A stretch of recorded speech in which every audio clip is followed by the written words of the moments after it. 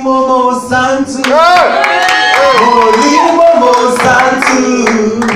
Holy Momo Santu Kita. Pasola Lola. Pasola Lola. Mafuta Kita. Holy Momo Santu Kita. Let me tell you something that is happening here today. The heaven is open. There is an outpour of grace. There is an outpour of power. There is an outpour of riches. There is an outpour of honor. There is an outpour of glory. There is an outpour of establishment. There is an outpour of elevation. Nothing can stop you because you have come into the place of establishment. Hallelujah. Hallelujah. See, when heavens are open, there is the duty of God that is already established, and there is a responsibility of man that will key you to that promise. Listen, there is the duty of God that is already established. Say established. He has already, it's a done deal. What he wants to do for you is what? It's a done deal. But there is a responsibility of man that will key you into that promise. Hallelujah. I want you to turn your Bible with me to the book of Ezra.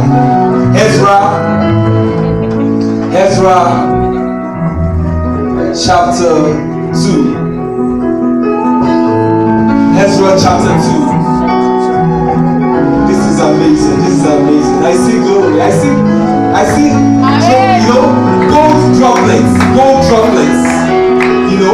like gold dust. Hallelujah. Woo, this is amazing. The miracle has started in the house already. I wonder how this service will be crazy. I said this service is going to be crazy. Glory.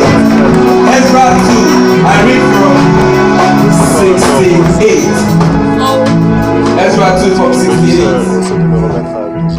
Some of the heads of families, when they came to the house of the Lord, that is in Jerusalem, made free will offering. Say free will offering. For the house of God, to erect it on its site according to their ability.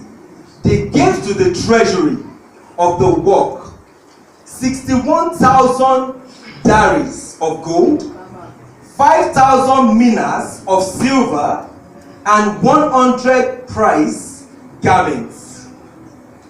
Hallelujah. I want you also to turn your Bible with me because of the unusual service that the Lord has established us in today.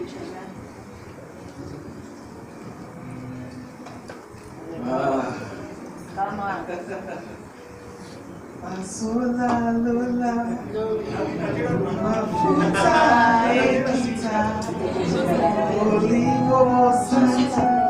don't know how to sing it. Where's the choir? Hallelujah. I should join the choir. Choir leader, will you recruit me? Hallelujah. I want you to turn your Bible to this book of 2 Corinthians, chapter 9, from verse 6. Now I want to read from verse 8 because of what God is about to do. From verse 6 it said, the point is this: whoever sows sparingly shall reap sparingly, and whoever sows bountifully will reap bountifully. He said, each one must give as he has decided in his heart, not reluctantly or under compulsion, for God loves a cheerful giver. Now this is where I'm going, verse 8. He said, and God is able to make all grace abound to you. He said, all grace. God's grace takes you out of disgrace. Okay. God's grace takes you out of all kind of disgrace. That's why I said all grace. That is not if you lose grace for finance, all grace. If you lose grace for health, all grace. Say all grace. He said he's making all grace abound to you, so that having all sufficiency in all things and at all times, not sometimes, in all things and at all times, you may abide in every good work. I want you to give an offering of grace unto the Lord. An offering that will establish you in the covenant of all grace with God. There is a grace that God is releasing today. There is a grace that God is releasing today. It is not by your work that it will happen. The race is not won by the swift, neither battle by the strong, neither food on the table of the one. But time and chance happens to them all. That time is determined by God's grace. Say God's grace. Can you put your hands into your pockets as we lift a good offering unto the Lord? And I want you to begin to establish it. The Bible says it's from your free will. It's from your heart. I want to give something that is coming from your heart. I say, Father, I thank you for this seed today, because this is establishing me in your grace. This is establishing me in your favor. This is establishing me in your glory.